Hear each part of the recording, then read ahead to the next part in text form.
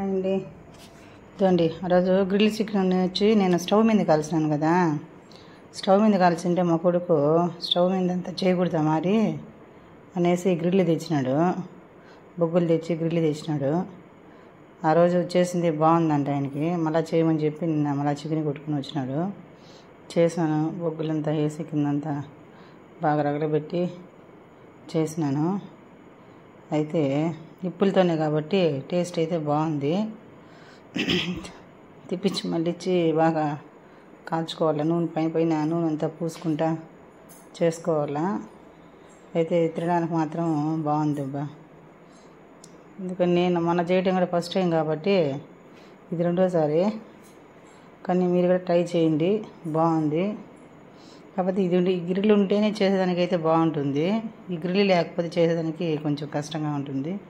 దాన్ని కొద్దిగా రోస్ట్గా చేసేసినాను. తినేదానికైతే బాగానే ఉంది అంటే బాగుంది, ఎందుకంటే దాని మీద చేసినాం కాబట్టి బాగుండదు తినేదానికైతే.